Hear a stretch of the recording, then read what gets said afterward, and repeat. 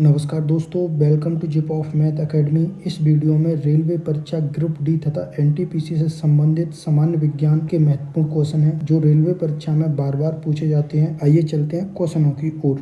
इस वीडियो को आप ध्यानपूर्वक देखना। यदि आपने चैनल को सब्सक्राइब नहीं किया है तो चैनल को सब्सक्राइब कर लें। आज का पहला क्वेश्चन है, यदि समतल दर्पण में प्रतिबिंब की ऊंचाई 1.5 मीटर है तो वस्तु की ऊंचाई क्या होगी। सबसे पहले समतल दर्पण में जो बनने वाली प्रतिबिंब की विशेषता होती हैं वो क्या क्या होती हैं, इन्हें देख लेते हैं।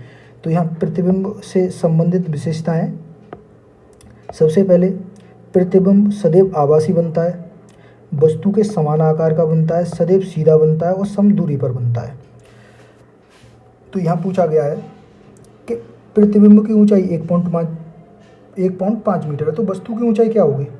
तो सदैव वस्तु के समान बनता है, तो वस्तु के समान बनता है तो प्रतिबिंब की जितनी ऊंचाई होती है वो वस्तु की ऊंचाई होती है। ठीक है, तो यहाँ ऑप्शन 20 का राइट रहेगा। 1.5 मीटर, जितनी ऊंची वस्तु होगी उतना ही बड़ा प्रतिबिंब होगा। जितना बड़ा प्रतिबिंब होगा समतल दर्पण में उतनी बड़ी वस्तु होगी। ठीक है, तो ऑप्शन 20 का राइट रहेगा। अगला क्वेश्चन है, जो ये विशेषताएं इन्हें आप नोट कर लेना, ये इंपॉर्टेंट विशेषताएं जिससे आपको ध्यान रहे। अगला क्वेश्चन है, समतल दर्पण में प्रतिबिंब की दूरी दर्पण से कितनी होती है यदि वस्तु 5 मीटर की दूरी पर हो। यहाँ पूछ रहा है कि यदि कोई समतल दर्पण है, यदि वस्तु दर्पण से 5 मीटर की दूरी पर है तो प्रतिबिंब भी दर्पण के अंदर 5 मीटर की दूरी पर बनता है। तो दर्पण से प्रतिबिंब की दूरी कितनी होगी, 5 मीटर होगी। ठीक है, तो यही यहाँ पूछा है, यदि वस्तु 5 मीटर दूर हो तो दर्पण से प्रतिबिंब की दूरी कितनी होगी। तो इसका सही आंसर रहेगा ऑप्शन बी, 5 मीटर। यहाँ भी दिया है, समतल दर्पण में प्रतिबिंब दर्पण के पीछे उतनी ही दूरी पर बनता है जितनी वस्तु सामने होती है। अगला क्वेश्चन है, एक व्यक्ति समतल दर्पण से 2 मीटर दूर खड़ा है, उसकी आवाज़ का परावर्तन इको कितने समय बाद सुनाई देगा यदि ध्वनि की गति 340 मीटर प्रति सेकंड हो। इको सुनने के लिए, यानी इको सुनने के लिए कम से कम 17 मीटर दूरी होनी चाहिए, और यहाँ बात कर रहा है दर्पण से 2 मीटर दूर खड़ा है तो इको सुनाई नहीं देगा। कम से कम 17 मीटर की दूर होगा, यदि दर्पण से 17 मीटर दूर होना चाहिए इको सुनने के लिए। तो इसका सही आंसर रहेगा ऑप्शन डी, यहाँ कोई इको सुनाई नहीं देगा। ठीक है, अगला क्वेश्चन है, इको का मतलब होता है प्रतिध्वनि। अगला क्वेश्चन है, समतल दर्पण से देखी जाने वाली छवि की विशेषता, कौन सी विशेषता गलत है। ए में दिया यह आभासी होती है, बी में दिया यह उल्टी होती है, सी में दिया यह समदूरी पर होती है, डी में दिया यह बराबर आकार की होती है। देखो, यह आभासी होती है, बिल्कुल सही है, लेकिन यहाँ गलत बात पूछी है। ठीक है, यह उल्टी होती है, यह समदूरी पर होती है, यह बराबर होती है। देखो, सदैव आभासी होती है, बिल्कुल ठीक है।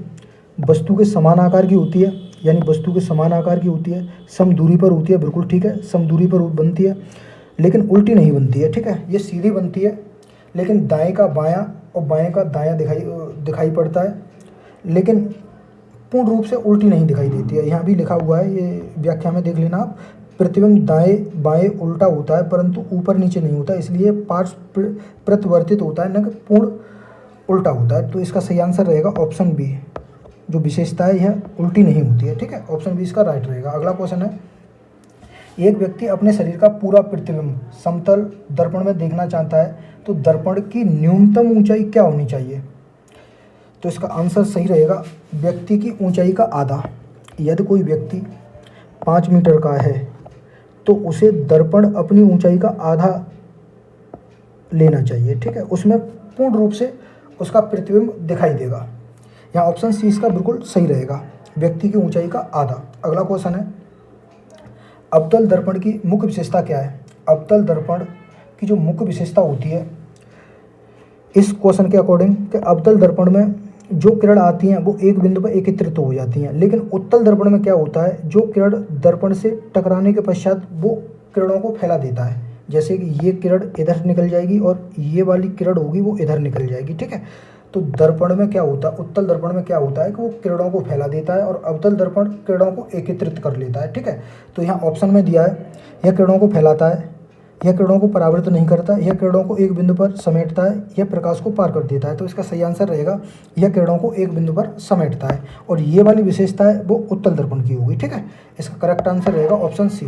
अगला क्वेश्चन है, उत्तल दर्पण से बने प्रतिबिंब की प्रकृति क्या होती है? उत्तल दर्पण में हमेशा प्रतिबिंब बनता है वो आभासी होता है, आभासी, सीधा और वस्तु से छोटा, वस्तु से छोटा होता है। यहाँ भी लिखा है उत्तल दर्पण में हमेशा एक सीधा, छोटा और आभासी प्रतिबिंब बनता है, और दर्पण के पीछे बनता है। इस बात को भी आप नोट कर लेना। ठीक है, तो यहाँ प्रकृति पूछी है, उत्तल दर्पण से बने प्रतिबिंब की प्रकृति क्या होगी? तो वो आभासी और सीधी होगी। ठीक है, ऑप्शन बी इसका बिल्कुल राइट रहेगा। अगला क्वेश्चन है, अवतल दर्पण का उपयोग इनमें से किस में नहीं होता है? दांतों के डॉक्टर का दर्पण, वाहनों के पीछे देखने वाला दर्पण, मेकअप करने वाला दर्पण, परावर्तक टेलीस्कोप। तो इसका सही आंसर रहेगा वाहनों को पीछे देखने वाला दर्पण। वाहनों को पीछे देखने वाला दर्पण होता है वो उत्तल दर्पण होता है। वाहनों को पीछे देखने के लिए उत्तल दर्पण का प्रयोग होता है, क्योंकि यह विस्तृत दृश्य दिखाता है और छोटा दिखाता है। ठीक है, तो इसका सही आंसर रहेगा ऑप्शन बी। अवतल दर्पण की जो विशेषता होती हैं, इसमें वास्तविक, उल्टा, आभासी, सीधा, बड़ा, छोटा, प्रत्येक प्रकार का प्रतिबिंब बनता है, यानी हर प्रकार का प्रतिबिंब बनता है इसमें। आभासी कब बनता है? आभासी व सीधा दर्पण के पीछे, यानी आभासी और सीधा जब प्रतिबिंब बनेगा वो दर्पण के पीछे बनेगा, और वस्तु कहाँ पर होगी? वस्तु एफ व पी के मध्य में होगी, और कैसा बनेगा? बड़ा बनेगा। ठीक है, इन विशेषताओं को भी आप नोट कर लेना, ये भी वेरी वेरी इंपॉर्टेंट विशेषताएं, इनसे ही क्वेश्चन हो जाते हैं। अगला क्वेश्चन है, जब वस्तु अवतल दर्पण के फोकस पर रखी जाती है तो प्रतिबिंब कहाँ बनता है? जब वस्तु अवतल दर्पण के फोकस पर रखी जाती है तो प्रतिबिंब कहाँ बनता है? देखो, सबसे पहले तो इस चार्ट में देखिए आप, इसकी 6 स्थिति होती है। पहली स्थिति होती है वस्तु अनंत पर होती है, वस्तु सी पर होती है, वस्तु सी के परे होती है। नंबर 1 में अनंत पर होती है, नंबर 2 में वस्तु सी के परे होती है, और नंबर 3 में वस्तु सी पर होती है, नंबर 4 में वस्तु सी व एफ के बीच में होती है, नंबर 5 में वस्तु एफ पर हो, और छठे केस में होती है वस्तु एफ व पी के बीच में हो। ठीक है, तो 6 कंडीशन है, ये वेरी वेरी इंपॉर्टेंट कंडीशन है, इनसे ही क्वेश्चन हो जाते हैं। ठीक है, तो यहाँ पूछा गया है कि जब वस्तु अवतल दर्पण के फोकस पर रखी जाती है तो प्रतिबिंब कहाँ बनेगा? अगर वस्तु फोकस पर रखी जाती है तो प्रतिबिंब अनंत पर बनता है। इसका सही आंसर रहेगा ऑप्शन बी। अगला क्वेश्चन है, और यहाँ 5 केसों में वास्तविक और उल्टा बनता है। ठीक है, लेकिन एक छठा केस आता है, जब ई एफ तथा पी के बीच में जब वस्तु रखी होती है तो उसका प्रतिबिंब बनता है वो दर्पण के पीछे बनता है और बड़ा बनता है, यानी बड़ा बनता है, और आभासी तथा सीधा बनता है। केवल इसमें एक ही केस होता है कि आभासी और सीधा कब बनेगा? जब वस्तु एफ तथा पी के बीच में हो, और जो प्रतिबिंब बनेगा वो दर्पण के पीछे बनेगा। कैसा बनेगा? आभासी तथा सीधा बनेगा और वस्तु से बड़ा बनेगा। ठीक है, अगला क्वेश्चन है, उत्तल दर्पण में प्रतिबिंब का आकार कैसा होता है? देखो, उत्तल दर्पण की प्रमुख विशेषताएं ये इस प्रकार हैं, ये सदैव आभासी व सीधा प्रतिबिंब बनाता है। कैसा बनाता है? सदैव आभासी व सीधा प्रतिबिंब बनाता है। नंबर 2, वस्तु से छोटा प्रतिबिंब बनाता है, हमेशा वस्तु से छोटा प्रतिबिंब बनाएगा। वस्तु कहीं पर भी रखी हो, दर्पण के सामने वस्तु कहीं पर भी रखी हो, लेकिन प्रतिबिंब दर्पण के पीछे ही बनेगा। और कहाँ बनेगा? ध्रुव और फोकस पर बनेगा। दर्पण के पीछे पी और एफ पर बनेगा, दर्पण के पीछे पी और एफ के बीच में बनेगा, ध्रुव और फोकस के मध्य बनेगा। ठीक है, इसका उपयोग वाहनों के पीछे का दृश्य देखने के लिए किया जाता है। तो यहाँ पूछा गया है कि उत्तल दर्पण में प्रतिबिंब का आकार कैसा होता है?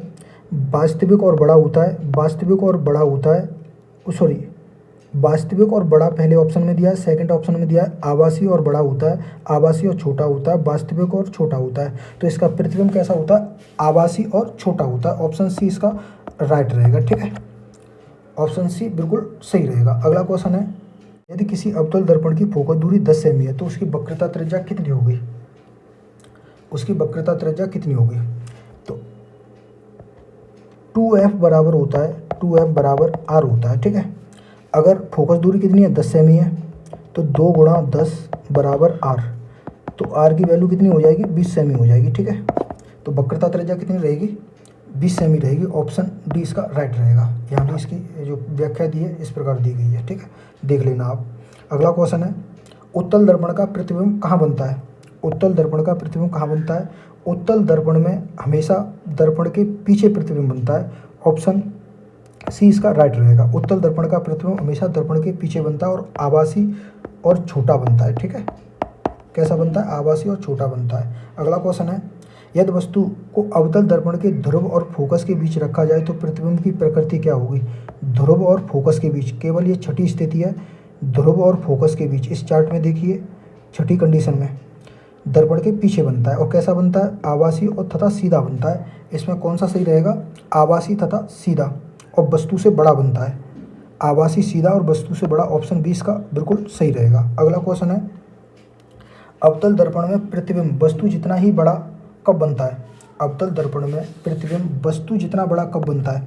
देखो यहाँ वस्तु के बराबर, यदि हम वस्तु को सी पर रखें, सी को बोलते हैं वक्रता केंद्र, ठीक है, केंद्र बोलते हैं, तो प्रतिबिंब कैसा बनेगा? समान आकार का बनेगा। प्रतिबिंब बनेगा वो समान आकार का बनेगा। ठीक है, तो इसमें यही बात पूछी गई है कि प्रतिबिंब वस्तु जितना ही बड़ा कब बनेगा?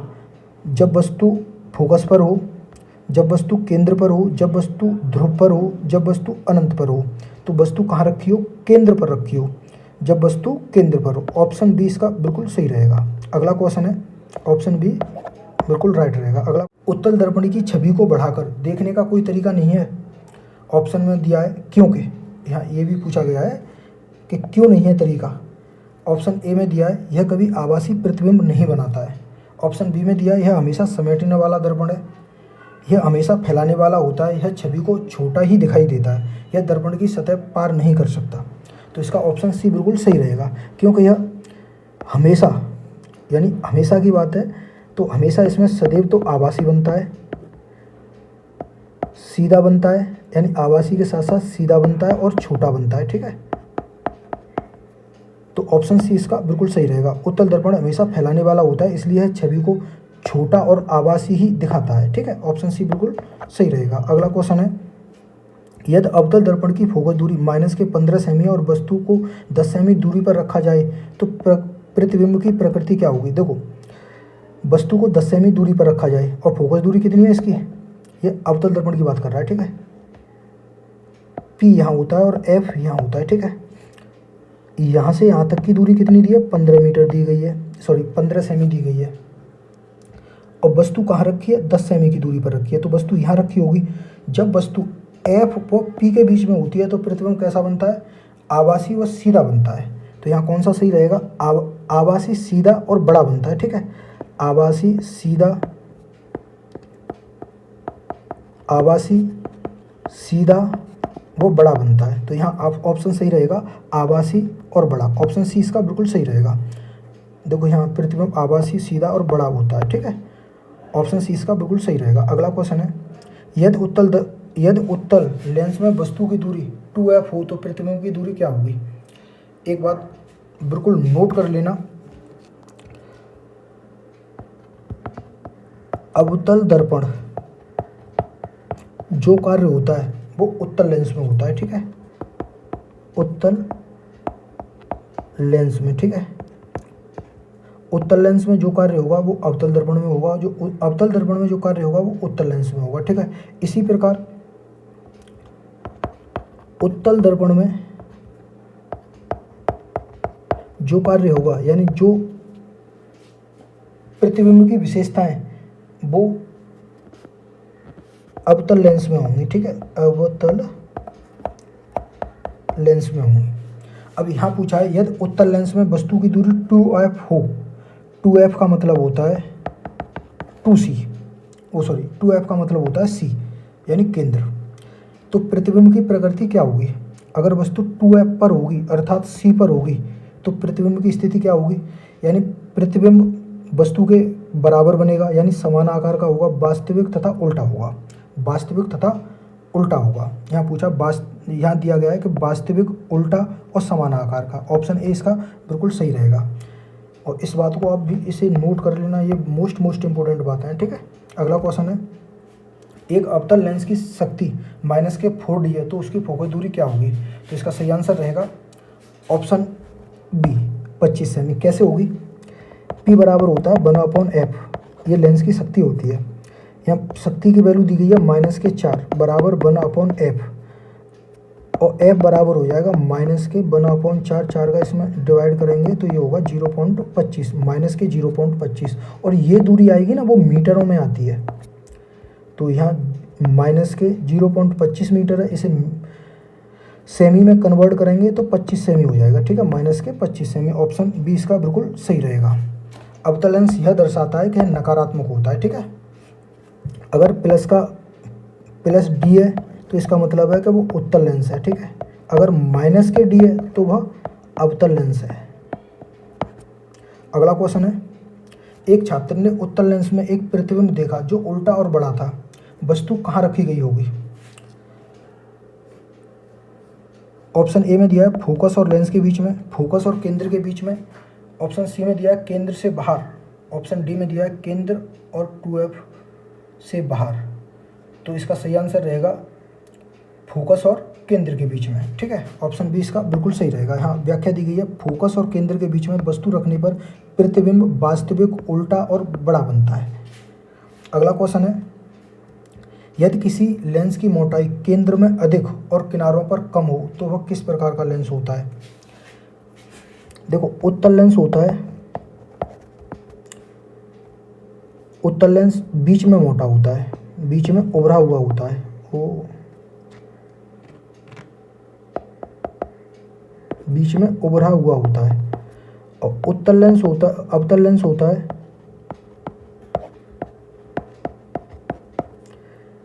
बीच में, ये उत्तल लेंस बीच में उभरा हुआ होता है और अवतल लेंस बीच में पतला होता है, बीच में दबा हुआ होता है, अर्थात पतला होता है। तो किनारों पर कम, यहाँ पूछा है यदि किसी लेंस की मोटाई केंद्र में अधिक हो, केंद्र में अधिक अर्थात बीच में अधिक हो, यहाँ अधिक हो, तो किस प्रकार का लेंस होगा? तो वह उत्तल लेंस होगा। इसका सही आंसर रहेगा ऑप्शन ए। यहाँ व्याख्या में दिया है उत्तल लेंस की मोटाई केंद्र में अधिक होती है और यह समेटने वाला लेंस होता है, ठीक है। अगला क्वेश्चन है, अवतल लेंस के द्वारा बनाया प्रतिबिंब वास्तविक कब होगा? अवतल लेंस के द्वारा बना प्रतिबिंब वास्तविक कब हो सकता है? ऑप्शन ए में दिया है जब वस्तु फोकस पर हो, जब वस्तु केंद्र पर हो, कहीं भी नहीं, जब वस्तु अनंत पर हो। देखो, अवतल लेंस, अवतल लेंस, अवतल लेंस किस दर्पण का कार्य करेगा? उत्तल दर्पण का कार्य करेगा। उत्तल दर्पण में हमेशा प्रतिबिंब आभासी बनता है, सीधा बनता है और वस्तु से छोटा बनता है। लेकिन यहाँ कह रहा है कि प्रतिबिंब वास्तविक कब बनेगा, तो वास्तविक तो इसमें बनता ही नहीं है। ऑप्शन सी इसका बिल्कुल सही रहेगा, कभी नहीं बनेगा, ठीक है। यहाँ इसकी व्याख्या भी दी गई है, अवतल लेंस हमेशा आभासी, सीधा और छोटा प्रतिबिंब बनाता है, कभी भी वास्तविक नहीं बनाता। अगला क्वेश्चन है, एक उत्तल लेंस द्वारा बनाए गए प्रतिबिंब का प्रतिबिंब, एक उत्तल लेंस द्वारा बनाए गए प्रतिबिंब का प्रतिबिंब यदि समतल दर्पण में देखा जाए तो प्रतिबिंब की प्रकृति क्या होगी? समतल दर्पण में कैसा भी प्रतिबिंब हो वो हमेशा आभासी और सीधा और वस्तु के बराबर बनता है, ठीक है। कैसा बनेगा? आभासी और सीधा बनेगा। ऑप्शन ए इसका बिल्कुल सही रहेगा। अगला क्वेश्चन है, यदि किसी लेंस में एक वस्तु का प्रतिबिंब उसी स्थान पर बनता है तो उस लेंस की प्रकृति क्या होगी? तो इसका सही आंसर रहेगा उत्तल लेंस होगा और 2f पर उसकी 2f पर वस्तु को रखेंगे। ऑप्शन सी इसका बिल्कुल सही रहेगा। किस प्रकार से? देखो, उत्तल लेंस अवतल दर्पण की तरह व्यवहार करता है, अवतल दर्पण की तरह व्यवहार करता है, ठीक है। जो प्रतिबिंब अवतल दर्पण में बनते हैं वही सेम टू सेम उत्तल लेंस में बनते हैं। अगर हम अवतल दर्पण में सी पर वस्तु को रखते हैं तो प्रतिबिंब भी हमारा सी पर बनेगा और सी लेंस में बोलते हैं 2f। तो उत्तल लेंस होगा और वस्तु कहाँ पर रखी होगी? 2f पर रखी होगी। ऑप्शन सी इसका बिल्कुल सही रहेगा। अगला क्वेश्चन है, एक डॉक्टर के चश्मे की शक्ति -2D है, यह लेंस कौन सा होगा और इसका प्रयोग किसके लिए होता है? अवतल लेंस, अवतल लेंस और उत्तल लेंस। अवतल लेंस होता है निकट दृष्टि के लिए, निकट दृष्टि दोष के लिए, ठीक है। ये होता है दूर दृष्टि दोष के लिए। उत्तल लेंस दूर दृष्टि दोष के लिए होता है, ठीक है। तो माइनस के 2D है, माइनस केवल अवतल लेंस के लिए आती है, माइनस अवतल लेंस के लिए आती है, और प्लस उत्तल लेंस के लिए आता है, ठीक है। तो लेंस कैसा होगा? माइनस के अवतल लेंस होगा। दोष कौन सा होगा? निकट दृष्टि। तो अवतल लेंस कौन कौन से? उत्तल लेंस नहीं होगा, उत्तल लेंस नहीं होगा, अवतल लेंस, अवतल लेंस। अवतल लेंस निकट दृष्टि के लिए होता है, ऑप्शन सी इसका बिल्कुल सही रहेगा।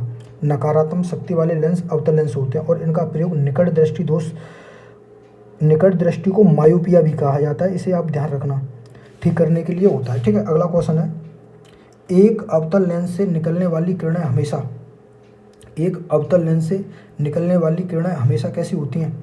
समानांतर होती हैं, एक बिंदु पर मिलती हैं, परावर्तित होती हैं, फैलाती हैं और पीछे को जाकर मिलती हैं। ऑप्शन डी इसका बिल्कुल सही रहेगा, क्योंकि अवतल लेंस उत्तल दर्पण की तरह व्यवहार करेगा। उत्तल दर्पण में, उत्तल दर्पण की जो प्रकृति होती है वो किरणों को फैलाता है और पीछे को आती हुई प्रतीत होती है, ठीक है। ऑप्शन डी इसका बिल्कुल सही रहेगा। अगला क्वेश्चन है, किसी लेंस के अपवर्तन क्षमता बढ़ाने से फोकस दूरी पर क्या असर होता है?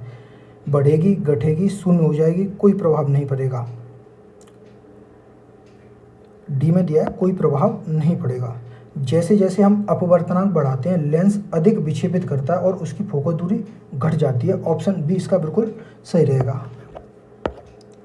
नेक्स्ट क्वेश्चन है, जब प्रकाश एक अधिक अपवर्तनांक से कम अपवर्तनांक वाले माध्यम में प्रवेश करता है तो वह किस दिशा में झुकता है?